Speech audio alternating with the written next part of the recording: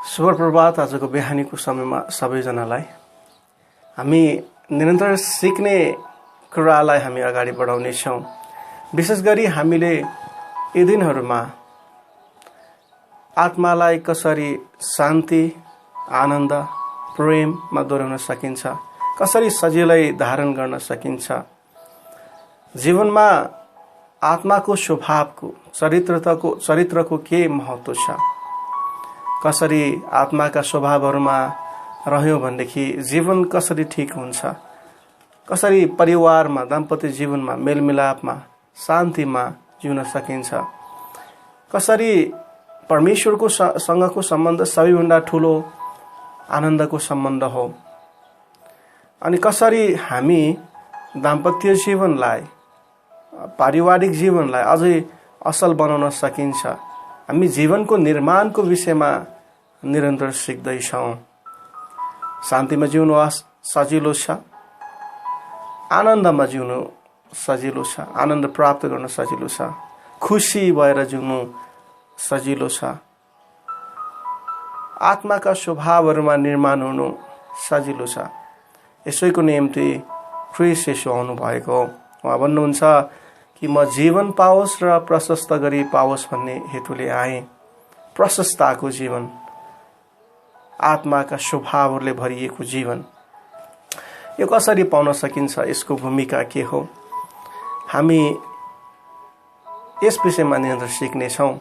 हामीले एस्तरको पुस्तक हिजोको दिनमा 2 अध्यायको 1 पदलाई मात्र हेरेका छौं। आज हामी कोसँग विवाह गर्ने, जीवनको वास्तविक सुन्दरता के हो भन्ने विषयमा केही कुराहरू सिक्ने छौं। कतिजनाको विवाह भइसकेको छ होला अनि कतिजनाको विवाह हुन बाँकी छ होला। विवाह भइसकेपछि पनि अब कसरी त्यसलाई दाम्पत्य जीवनलाई असल बनाउन सकिन्छ, यो विषयमा हामी थोरै छलफल गर्नेछौं। र सबैभन्दा विषय चाहिँ मुख्य विषय हामी कोसँग विवाह गर्ने, विवाह गर्दाखेरि श्रीमान श्रीमती छान्दाखेरि, पति पत्नी छान्दाखेरि धर्मशास्त्रले कसरी छान्नुपर्छ भन्ने कुरा सिकाउँछ। केमा हामीले जोड दिनुपर्छ, यी समसायिक विषयहरुमा आज हामी कुरा गर्नेछौं। धर्मशास्त्रबाट केही कुराहरू सिक्नेछौं। आउनुहोस्, तपाईहरु मसँग, तपाईहरुको हातमा बाइबल छ भने खोल्न सक्नुहुन्छ। हामी 3 पदलाई मात्र आज हामी हेर्नेछौं। अनि यहाँनिर यी पदहरूले यसरी भन्दछ। 2 पदमा यसरी लेखिएको छ, यसैले राजाका निज सेवकहरूले भने हजुरको निम्ति सुन्दरी सुन्दरी कन्या केटीहरू खोजी बक्सियोस्। किनकि 1 पदमा हामीले हेरेका थियौं कि राजा एक्लो भइरहेको थियो, एक्लोपनकोले महसुस गरिरहेको थियो। राजाले रानी वस्तीलाई सम्झिरहेका थिए, उनले विगतमा गरेका कुराहरूलाई सम्झिरहेका थिए। हाम्रो जीवनमा पनि धेरैचोटि गल्ती हुन्छ, कमजोरी हुन्छ, हामी कहीँनिर चुक्छौं। तर एउटा राम्रो पक्ष चाहिँ यहाँनिर लेखिएको कुरा चाहिँ के हो भन्दाखेरि, कहिले हामी जीवनमा चुक्दाखेरि, हाम्रो जीवनमा गल्ती हुँदाखेरि त्यसको निम्ति हामी दुखित हुनु, त्यसको निम्ति हामीले पश्चाताप गर्नु आवश्यकता छ। तर त्यसैमा अल्झेर मात्र हामी कहिले पनि बस्नु हुँदैन। हामीले अगाडि बढ्न सिक्नुपर्छ। सायद अब यो राजाको निम्ति पनि उनीहरूले गल्ती नै गरे, किनकि नचाहिने उर्दी निकाले, सम्बन्ध निर्माण गर्नुको सट्टामा सम्बन्ध सधैँको निम्ति सकाइदिए, सम्बन्धमा प्रेमको निर्माण गर्नुको सट्टामा प्रेम र वास्ता, क्षमा, एकअर्कालाई बुझ्ने सम्बन्धको निर्माण गर्नुको सट्टा उनीहरूले बिगारिदिए। अनि यहाँनिर अब एउटा सल्लाह दिएको छ, अब यसरी दुखी भएर नबस्नुहोस्, अब जीवनलाई अगाडि बढाउनुहोस्। एउटा चाहिँ यो पक्षमा चाहिँ उनीहरूले सायद ठिकै भने। हामी पनि हाम्रो जीवनमा कहीं चुक्छौं, हाम्रो जीवनमा असफलता हुन्छ, हाम्रो सम्बन्ध बिग्रिन्छ। यदि तपाई त्यो परिस्थितिलाई बदल्न सक्नुहुन्न भने अगाडि बढ्नुहोस्। जीवनमा केवल निराश भएर, हताश भएर मात्र नबस्नुहोस्।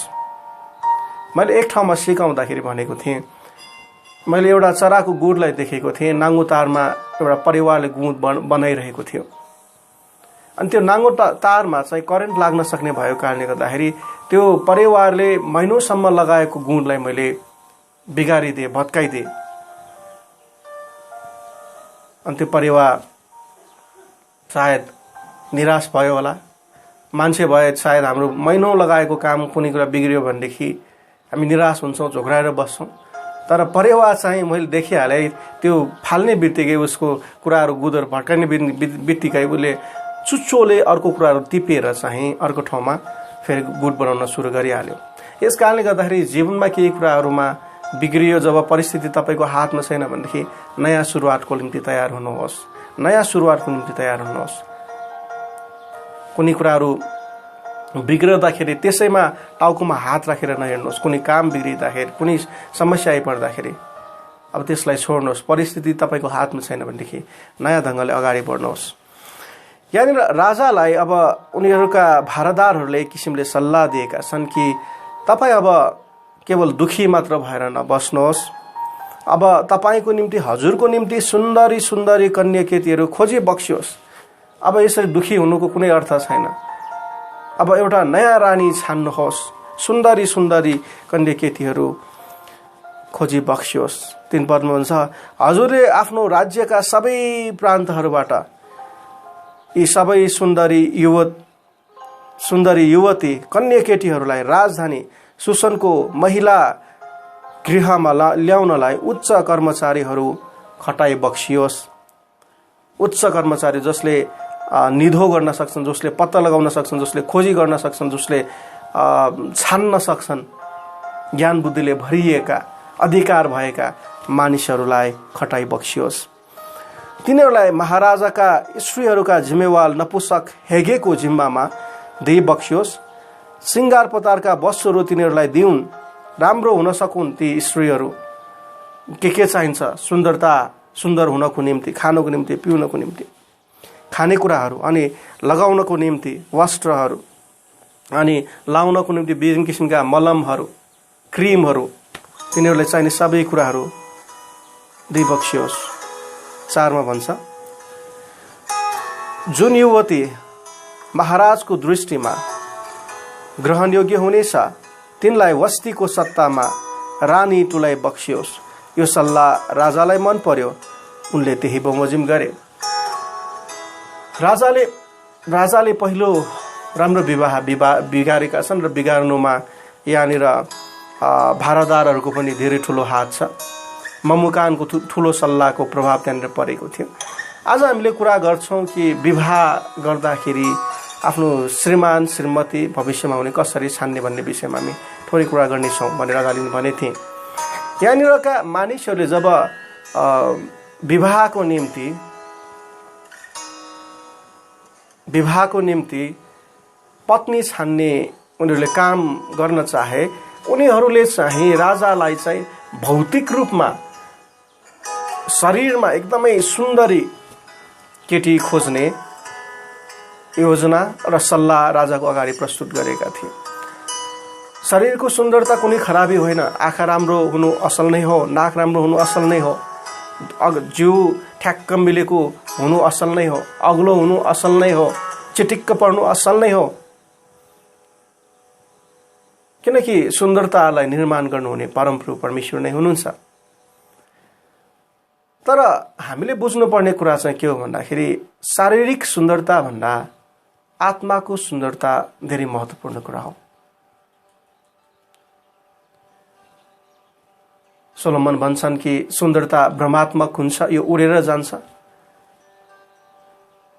आज सुन्दर देखिएका ठ्याक्क मिलेको जिउ 10-15 वर्षमा पुरै बदल्न सक्छ। परिवार राम्रो चल्नको निम्ति सुन्दरता ठिकै हो, तर आत्माको स्वभाव अझ महत्त्वपूर्ण कुरा हो। शरीर मिलेको तर झर्केर बोल्ने, रिसाउने, स्वभाव ठिक नभएको, इमान्दार नभएको, विश्वास योग्य नभएको तपाईले पति र पत्नी पाउनुभयो भने के तपाईको परिवार सम्बन्ध चल्छ र? एकदमै अल्छी, काम नगर्ने, क्रोधित, गनगन गर्ने, दोष लगाउने तपाईले श्रीमान र श्रीमती पाउनुभयो, शरीर एकदमै मिलेको छ, एकदमै राम्रो छ, के तपाईको परिवार सल्लाह र? के तपाईँको परिवार लामो दिगोसम्म चल्न सक्छ र? एकचोटि विचार गर्नुहोस्। म केही वर्षहरू अगाडि, धेरै वर्ष अगाडि म एउटा घटना सुनेर एकदम अलिकति मलाई अनौठो लागिरहेको थियो है। हाम्रो यो नामी त भन्नुपर्दाखेरि यो ऋतिक रोशन भन्ने एउटा एक्टर छ, अनि ऊ एकदमै फिट एन्ड फाइन है, एकदम 6 फिट अग्लो, हेर्दाखेरि सुन्दर, अनि उसको श्रीमती पनि एकदमै सुन्दर थियो, एकदमै राम्रो थियो। अनि उनीहरूको जीवनमा एक चाहिँ यो सबैलाई थाहा भएको कुरा डिभोर्स भएको थियो। अनि मलाई अचम्म लागिरहेको थियो, एकदम दुवैजना पर्फेक्ट फिजिकल्ली, तर कसरी भयो होला?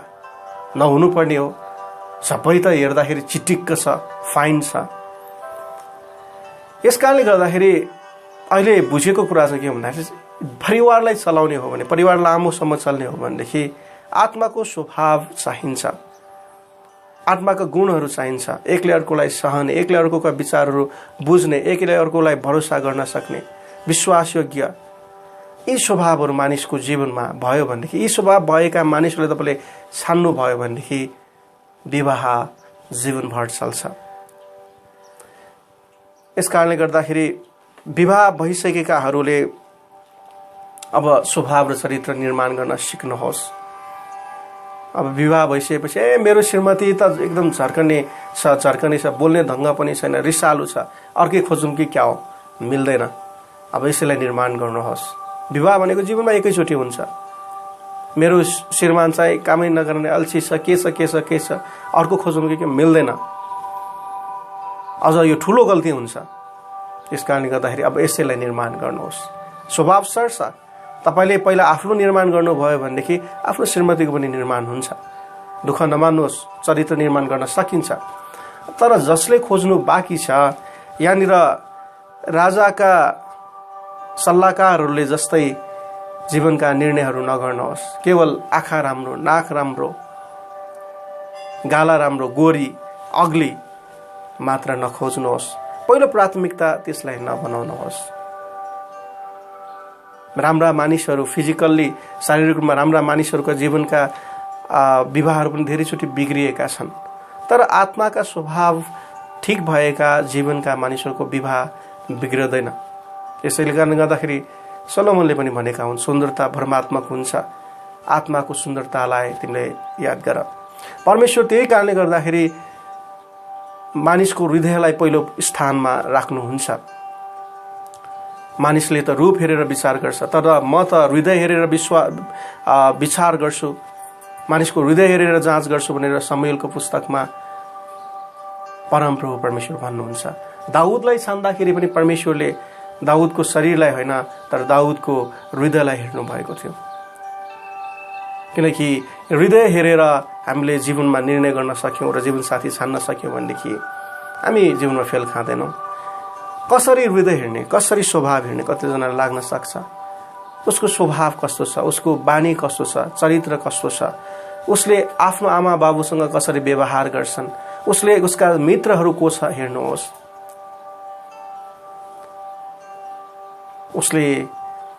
उसले तपाईँले छान्न लागिरहेको जीवनसाथीको परमेश्वरसँगको सम्बन्ध कस्तो छ? के उसले परमेश्वरको भय मान्छ, परमेश्वरको आराधना गर्छ? के उसको जीवनमा बाइबल अध्ययन र प्रार्थनाको जीवन छ? उसले कुनै कुराहरूलाई हेर्ने दृष्टिकोणलाई विचार गर्नुहोस्। यदि तपाईँले यी कुरा देख्नुभयो भनेदेखि बाहिरी स्वभावमा भित्री हृदयको चरित्र र स्वभाव देख्न सकिन्छ। उसको बोलीबाट, उसले गर्ने कामबाट, उसले हेर्ने कुराहरूबाट, उसका मित्रहरूबाट, उसले निर्णय गर्ने कुराहरूबाट, उसले अरू मानिसहरूलाई गर्ने व्यवहारबाट मानिसको चरित्र र स्वभाव देखिन सकिन्छ। सत्यमतामा चल्ने, आनन्दमा चल्ने, नम्र, अरूको आदर गर्ने, सानालाई प्रेम गर्ने,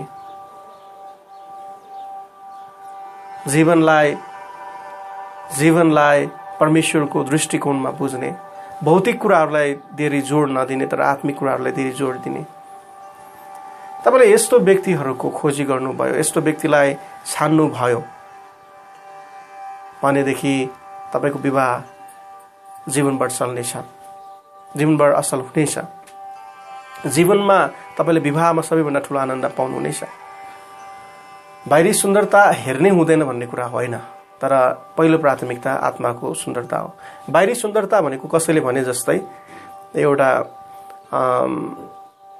एटी वर्गोन्सले भने जस्तै एउटा ऱ्यापिङ पेपर जस्तै हो। ऱ्यापिङ पेपर हुनु राम्रो कुरा हो। जस्तो तपाईँले बहुमूल्य वस्तुलाई अझ सुन्दर ऱ्यापिङ पेपरले बेरेर दिनुभयो भने अझ सुन्दर देखिन्छ। तर ऱ्यापिङ पेपर चाहिँ एकदमै सुन्दर भएको तर भित्र कुकुरको हड्डी हालेको छ भनेदेखि त्यसको काम हुन्छ र? भित्र इट्टा हालेको छ भनेदेखि त्यसको काम हुन्छ र?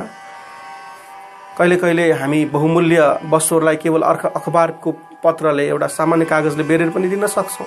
हेर्दाखेरि खासै महँगो खासै नदेखेला, तर जब तपाईँले भित्र खोलेर हेर्नुहुन्छ त्यसमा सुनको चुरा सुन राखिएको छ वा बहुमूल्य घडी राखिएको छ भनेदेखि तपाईँको खुसी आनन्दले गडगड हुन्छ।